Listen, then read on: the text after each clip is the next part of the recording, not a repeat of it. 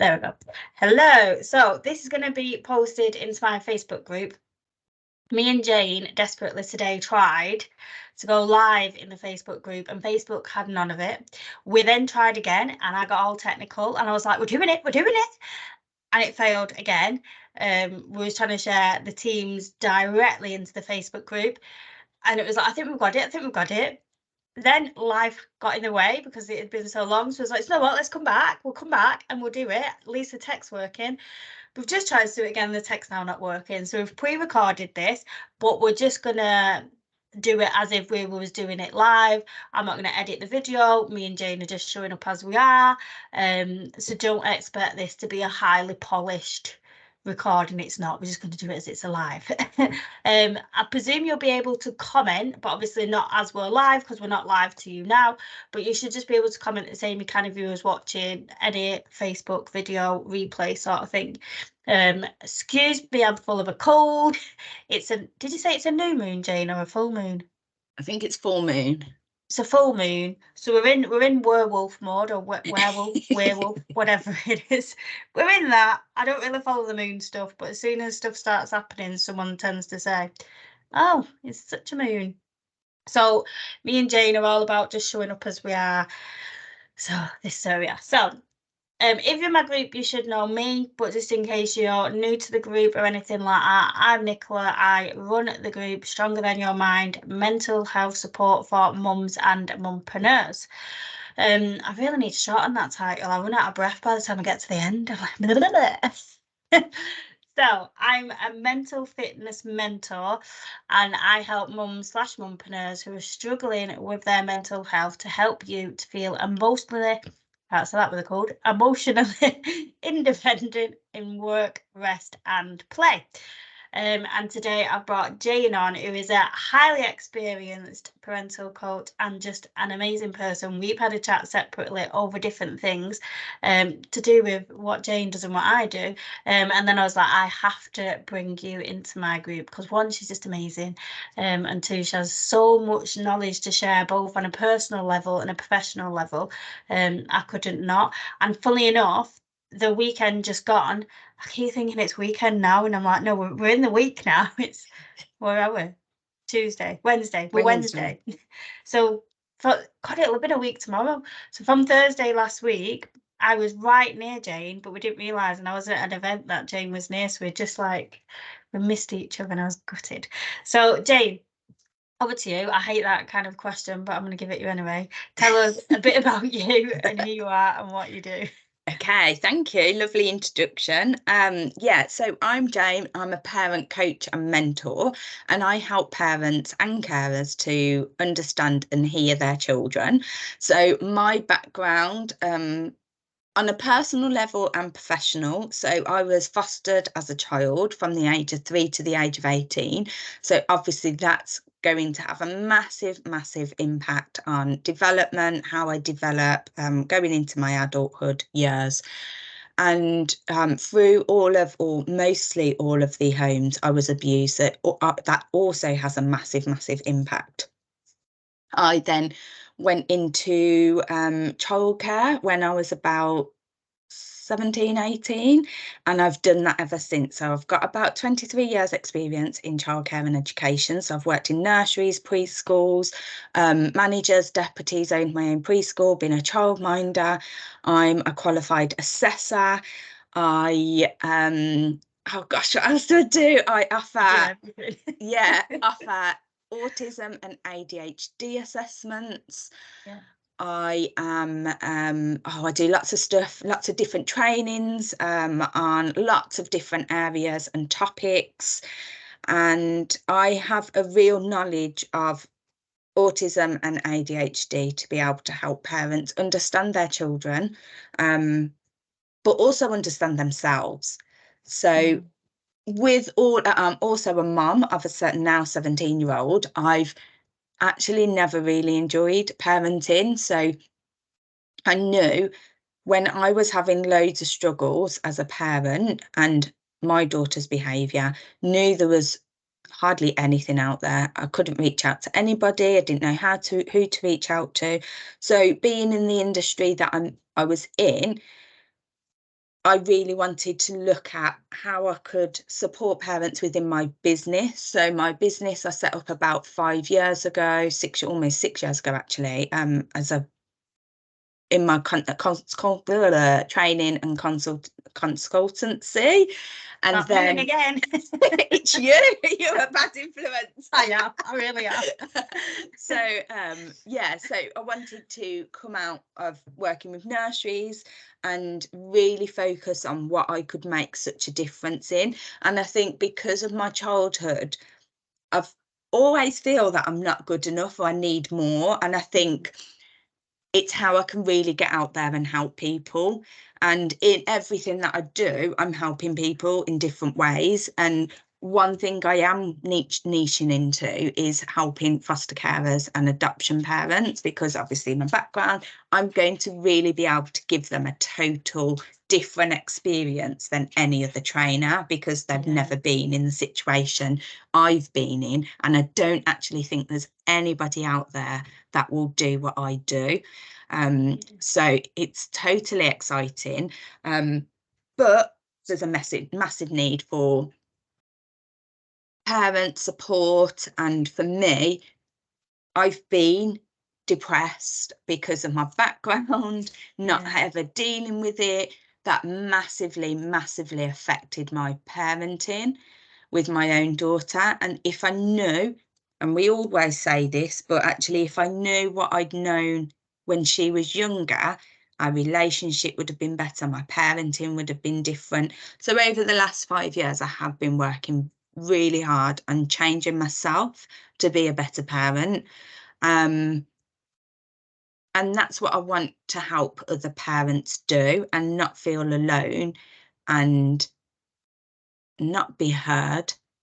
Yeah, and I think that's clearly why we've connected, because we do such similar stuff, but then in such Different not ways. similar ways. So Yeah. it's like we're the same, but we're not. And like yourself, like me being having the 3 older kids and then having a 10 or 11 year gap.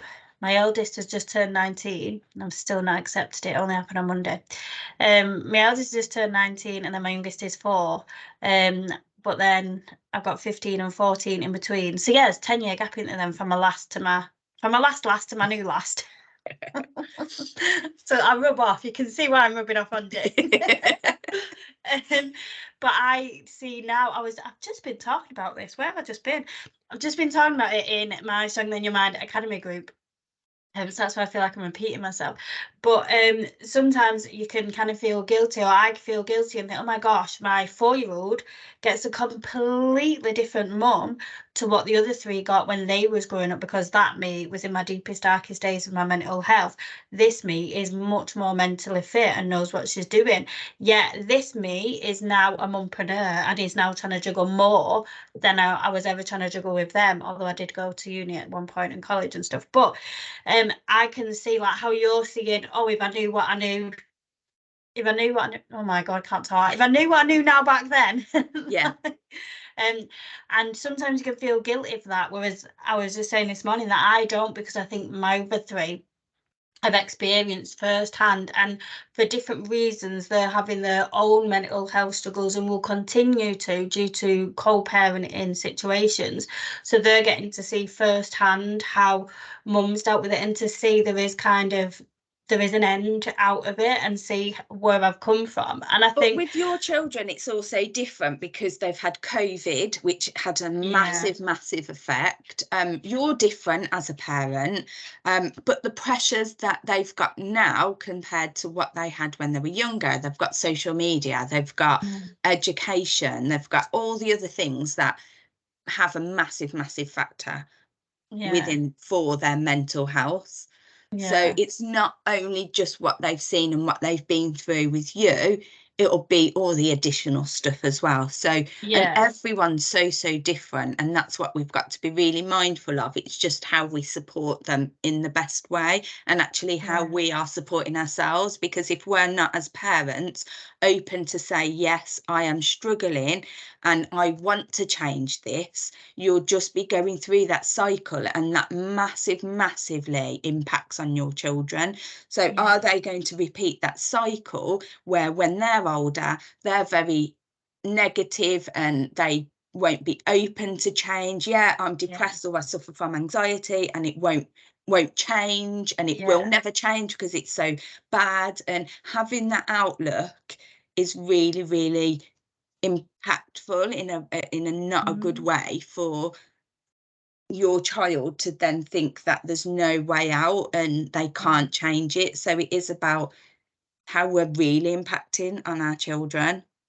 Yeah, and like you say, I think it's damaging to see that and think that there is just no end in sight and that you're stuck in it, and that yes, like that people can fly like a butterfly. Yes, it's gonna sting and it's gonna hurt. And I think so many people, rightly so, and I used to say it for like 20 odd years, I can't go there. I can't go to deal with it because it'll take me over the edge. Yeah, I was living life on the edge. I was going way over the edge.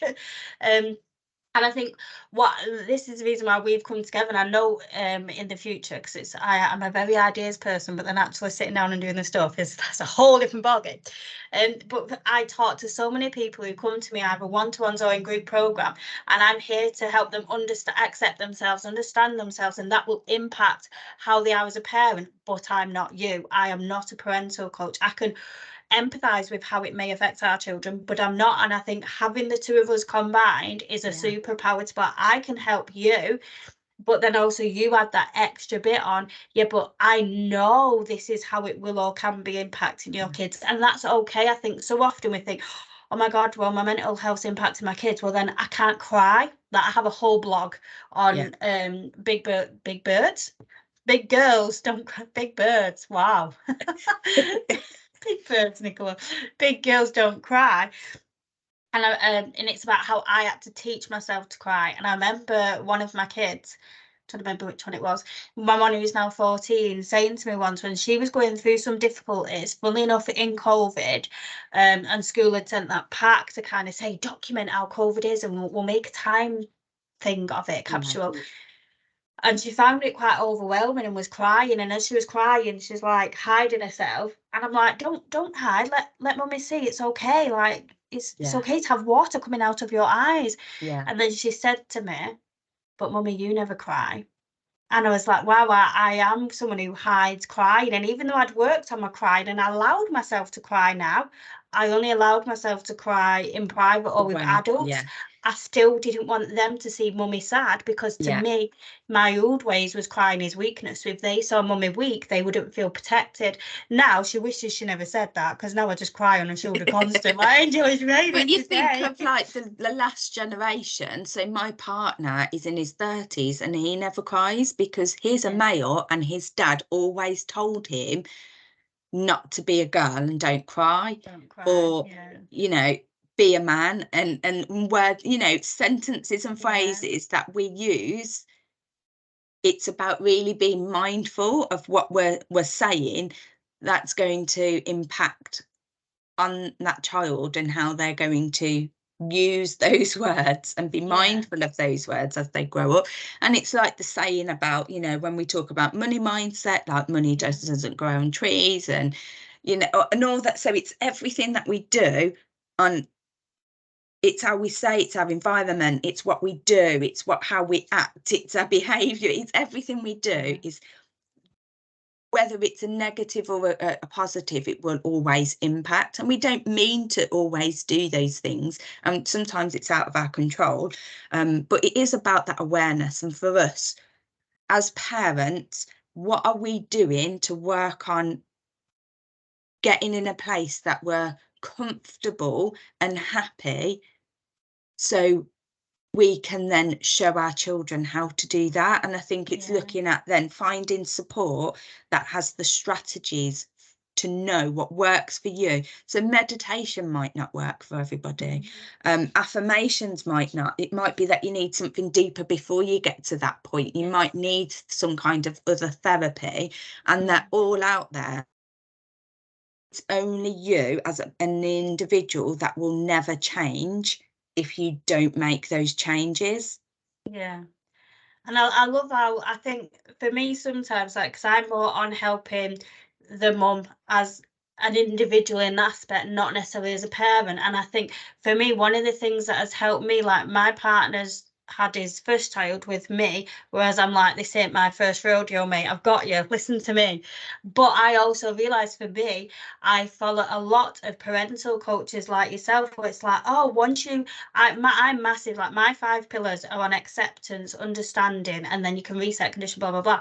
But the first 2 are crucial. And I think once you accept, once you understand things, then the rest of the work can happen. And I think with someone like yourself, to be able to know, similar to like what I've just said to you then, oh, me not crying, me thinking I'm showing them mum's strong for you, mum's got you, was actually showing them hide your emotions. So to have access to someone like you to say, like, this is how I am, this is how I behave, oh, here's the behaviours that I'm getting from my child, and then you be able to say, right, hang on, well, understand it. And we all try and understand from our child's point of view, but if we're not a parental coach, if we've not had the wealth of experience that you've had for all them, I'm making you sound old, for all them years, all those long years, but you've had that of seeing so hundreds and thousands, I think again I'm sound old, hundreds and thousands of kids you've had, and being able to interact with their parents, even way back in your early days at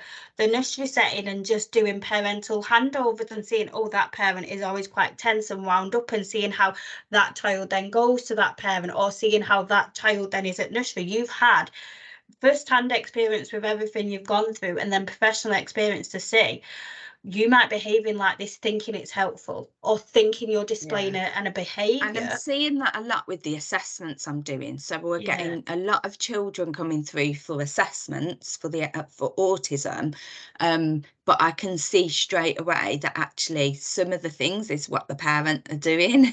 And it's so how the parents talking, it's more like the parents and their expectations and how they're talking to the child, and straight away, before I've even done the assessments, I'm like, these would benefit from getting just somebody. And it's not about being judged, it's not about being a failure, it's not about anything like that. It's sometimes just looking at somebody else's point of view, and me being that somebody that's not emotionally attached, because we see things so differently when we're emotionally attached, and it's really, really difficult to see differently unless you're, one, somebody says it, and 2, you're open to accepting that and seeing it. But it's not about working with somebody who's a parent coach or mentor, or someone that you think that's going to be able to support you. It's not about thinking that you're a failure and you're going to be judged, and because actually we get financial support if we're really stuck or we're really struggling with something. We get support in our businesses, so we might have a business coach or a social media coach, or go into different business memberships to help our business and ourselves to grow. If we're working, we will have a team leader to guide us and ask questions, and we'll have CPD, professional, continuous professional development. So in all of areas we get support, but we feel that it's the hardest to get support in parenting, and actually it's one of the hardest jobs, because there is no manual. The parents, if you've got you're co-parenting, whether you're together or not, that's super hard, because you've got different morals, you've got different values, you've got different experiencing as parents, because your parents or whoever brought you up will be different. So you've got those 2 there, and then those 2, and then the mum and dad, and then you're trying to get, like, it's you've got, it's so difficult. And that's why I'm very, very holistic when I come to coaching and mentoring, because everybody's experiences are so different.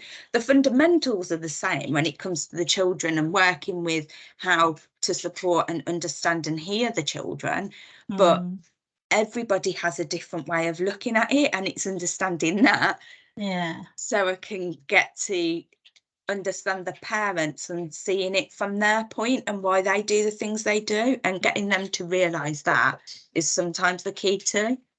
Yeah, I think it is. And I think that's why, like we've said, we work so well together. It'd be interesting, actually, I'm going to ask it, then people can let us know in the comments who would like to see me and James, and it'd keep me accountable, both of us. But let's actually do this, to see us create some sort of program, workshop, or whatever, where we do combine both of our sides. Because I think you can clearly tell that we're so aligned, doing the same sort of thing, but from such a different position, but then equally such the same fundamentals running through. But then my area stops at some point. I'm like, oh, I don't like to advise from a parental point of view, because I don't have the wealth of experience and knowledge that you have.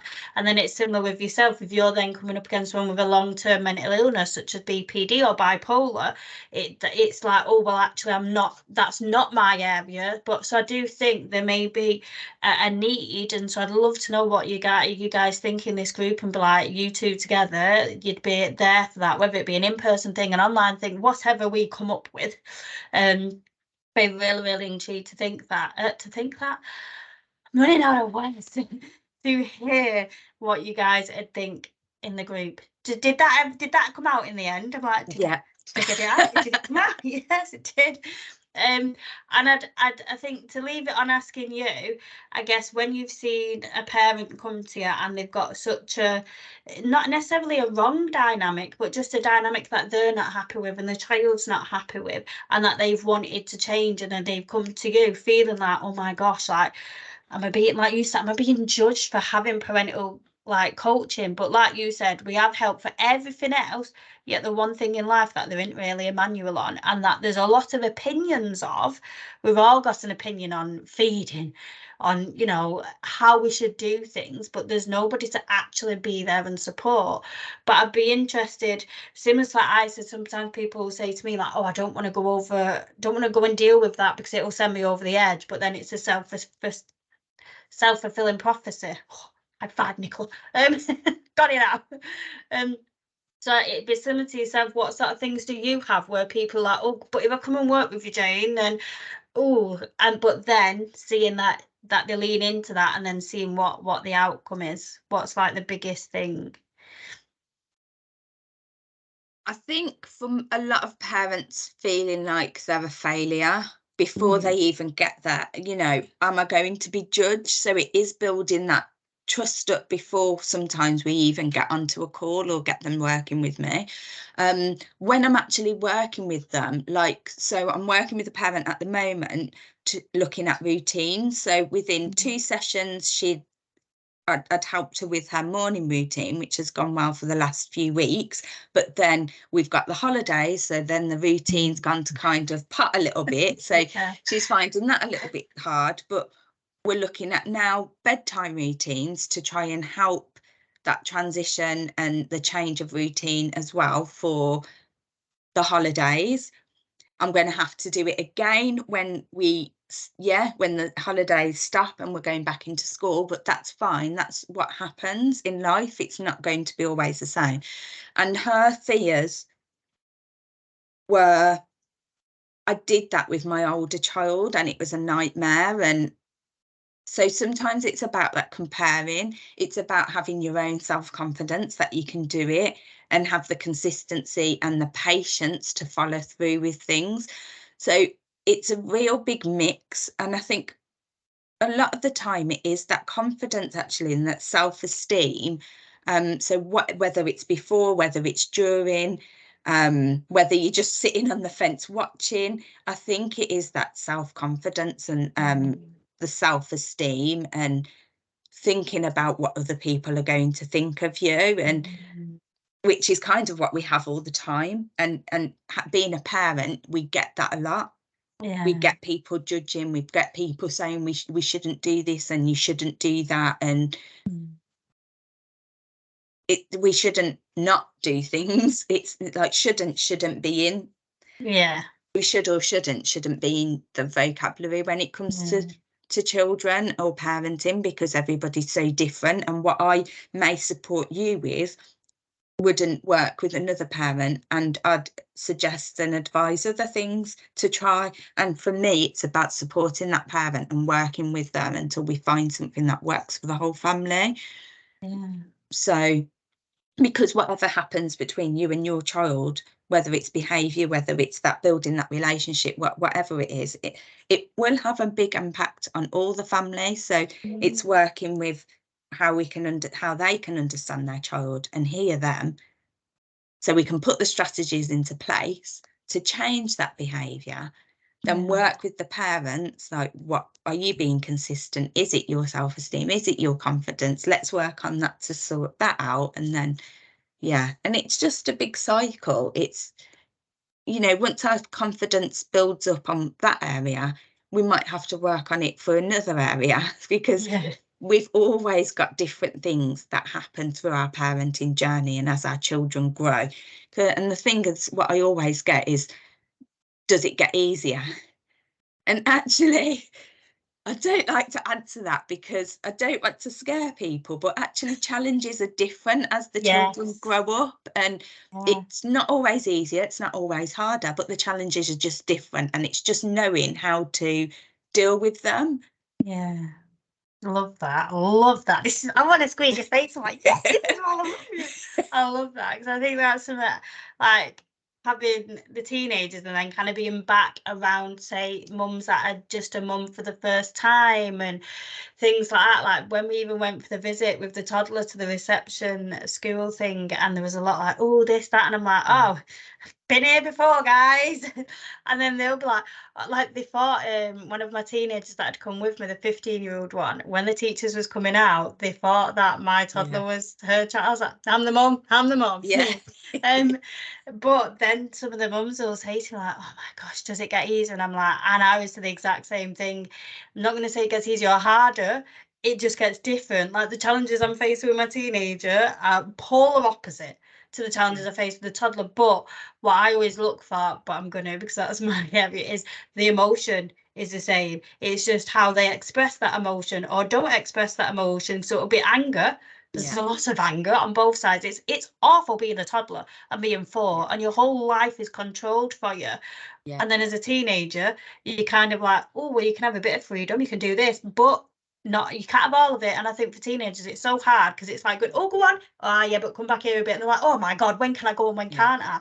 And I think, like you, we've both said, and again, this is why we've connected so well on both levels, is that it is about the understanding yourself and understanding your child and hearing your child. And then for me, it's like, when you hear your child, what does that bring up for you?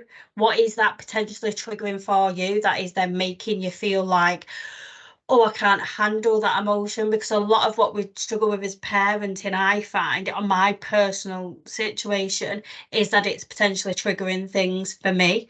And so then, like I said, with the whole crying issue, I was brought up to think, oh, crying's weak, and I had a very masculine energy mother, who was also a narcissist. So for me, I can see how, like, even when my kids will give me feedback as a parent, and I think hearing your kids give you feedback can be tough.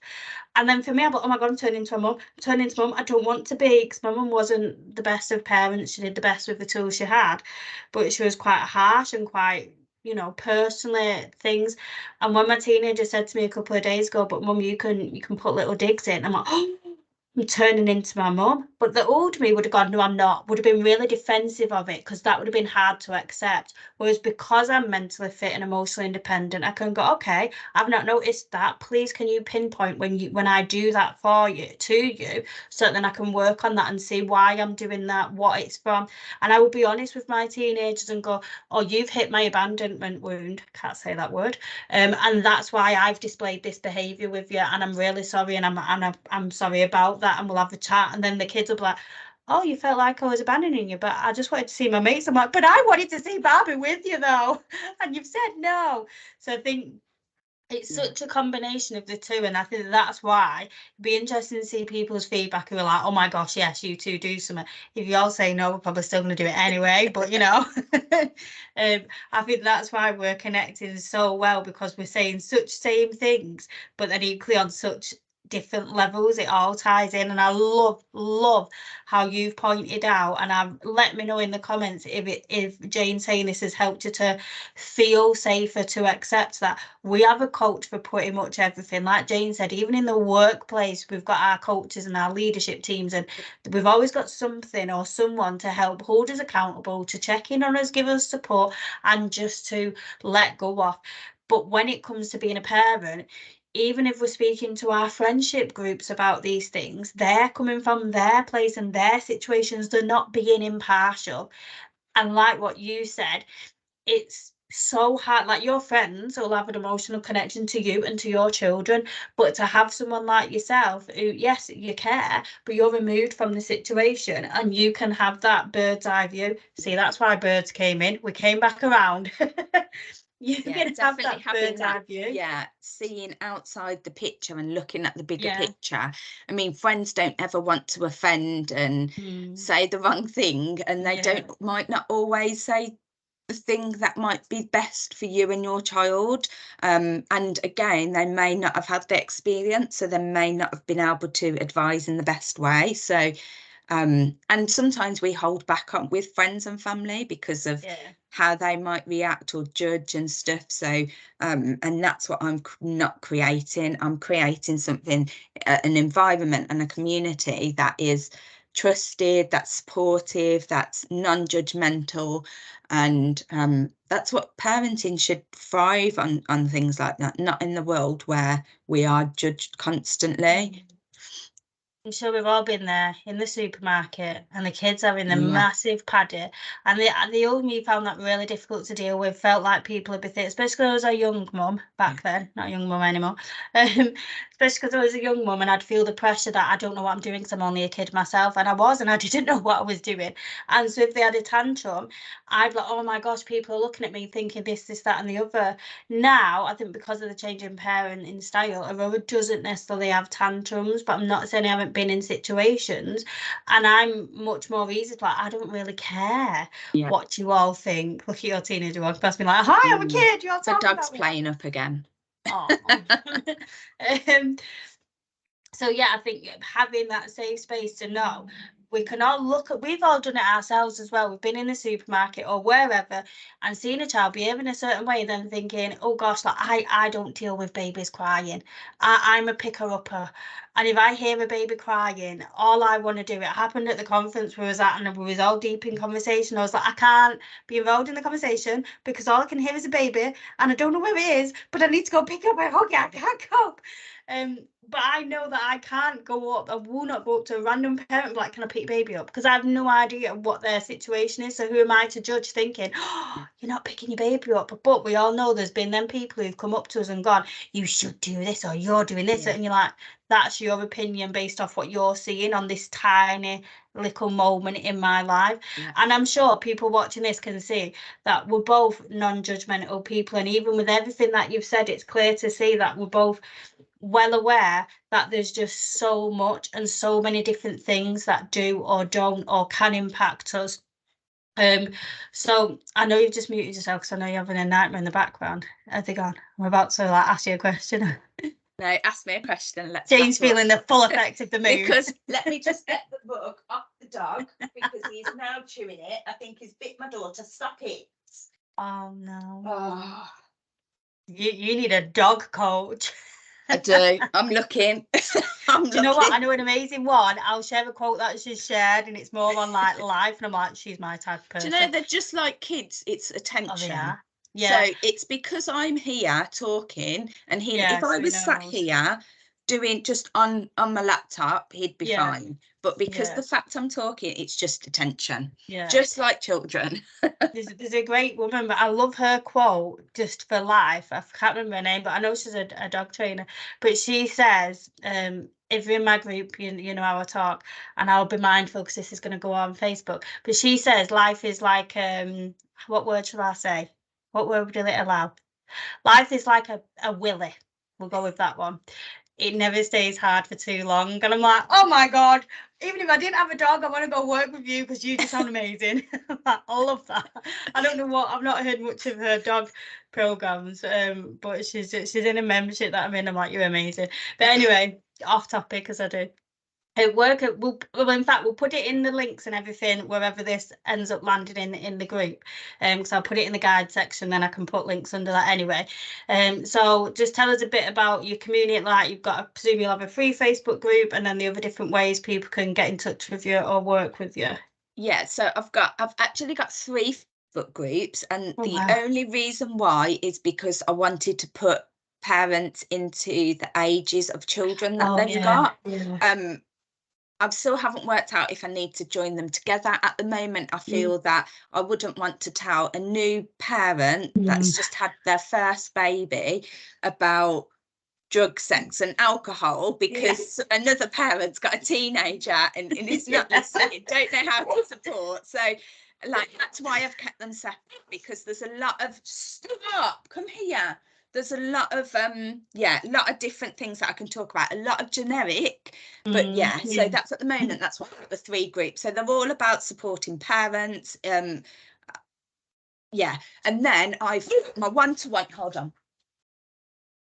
My neighbour's messaging me, so I think it's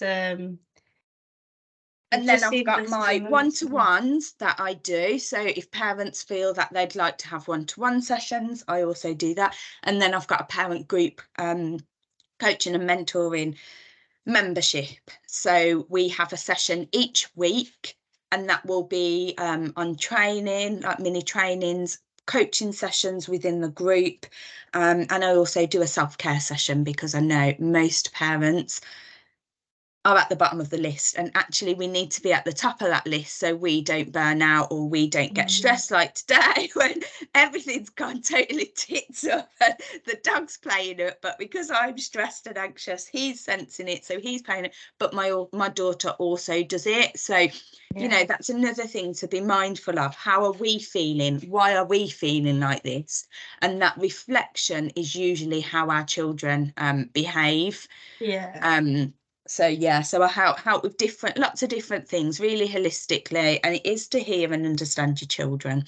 I love that. I love that it's to hear and understand your children. I love that, because I think that's crucial. And I think one of the things with self-care that I've been like speaking a lot to my butterflies at the minute is, like, I think because my son, he would have been 2 now. Like, when I was his age, I had a 2-year-old, so I'm not expecting him to have kids anytime soon, and he definitely doesn't want them anytime soon. But it's just made me more conscious that part of my parenting now needs to be displaying how I'd want them to feel as parents, and thinking, well, I want them to know that if their toddler or teenager is just, they're absolutely oh my gosh, that it's okay to say, mummy needs some time out, mummy deserves some time for her. Whereas we all go and hide, don't we, to have that self-care time, or we don't tell the kids about it, but to actually say, no, mummy needs this, and mummy, it's okay for mummy to have this time for her, because then then that's a knock-on effect, not just for them now, but then I'm all about the long-term plan. Then about them when they're parents, that we don't have grandparents, so that they can't kind of see that dynamic, but it doesn't mean I can't help them to see it's okay. But actually, that self-care is also teaching them about how to value themselves. And actually, if we're teaching our children that we have self-care and what is it for, and actually understanding what self-care meets their needs, it actually gets them to support their own needs and value themselves, and it also builds confidence and self-esteem and everything else that it comes with. It gets them to understand who they truly are, which I think a lot of us I'm just turned 40, and it's only recently I've started to really explore who I am, what I want, what my purpose is, because I wasn't taught that when I was younger. We don't get it taught in education, in our education system. That doesn't happen. So as parents, it's about being mindful. what we can also contribute to our children in a good way for them to grow up to be good rounded adults, because we don't want this cycle happening for what we've happened in the last few generations. And the mental health in children is the highest it's ever been because of many factors, and if we don't make that change, it's not going to change, and those cycles are going to get worse and worse because of how modern the world is, and technology and social media, and because us as parents are so busy that we've not actually taken any had any attention and focused on our children, because life's so freaking busy. Like sometimes I have to stop and think, I haven't actually spent time with my daughter for a few days. She is 17, like she wants to do her own thing, but it is being mindful of that. So hopefully that's something for everyone to think about. And I think again that just shows why we combine so well, because like you say, you're in your 40s and you're just 40, not 40. It's that time of year now going, hang on, who am I, what is my purpose, what am I doing? And that's what I'm here to help people do, and that's why I have noticed the change. Like, I think there's a few of my butterflies as well who are really big on struggling with self-validation, and then when we look at our kids and what we're doing, like for example, when Aurora brings me a picture and you can tell she's proud and she's bringing it to me, the first thing I say to her is, how did that make you feel? How does Aurora feel? Rather than me telling her, I'm proud of you, I think that's amazing. It's like, forget what I think. What do you think about that? How's that made you feel, Aurora? Yes, because And it's that's to helping her help her. recognise her emotions. When she's angry, the first thing I'll say is, oh, are you feeling angry? What do you want to do about that? And yes, over the years I've taught her, like, let's go bang metal, let's go do things. So then she can think, like, what do I want to do? Rather than me telling her, deal with this emotion by doing this, which is, like, I'd like go downstairs or over into the cellar, do a workout, punch. It's similar to what you were saying about what works for different people. So anyway, we could go on all day because we're just so well aligned in that sense. But I think it's clear to see that we'll have given lots of you so much to think about.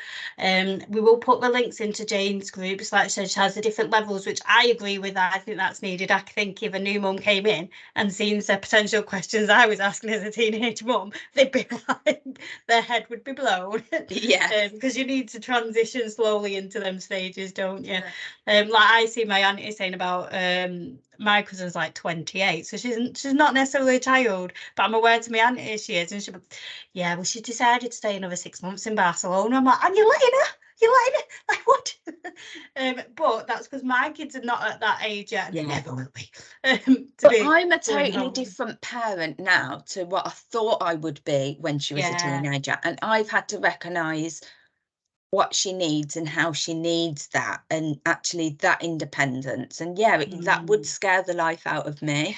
And the fact that she's doing driving lessons and she'll be on the road in the next 6 months, that does scare the life out of me. That she'll be going clubbing in the next few months, because she's almost 18, like, and that's what she wants to do. She wants to explore. It scares the living daylights out of me, but I have to allow her to explore and find what the best ways for her, and it's just about guiding and educating her. So it's about how she can be safe when she's out, who she's going to be with. Don't be alone, don't let anybody buy you a drink, so we've just, as much as we've got to be very mindful not to put our emotions and how we feel onto them.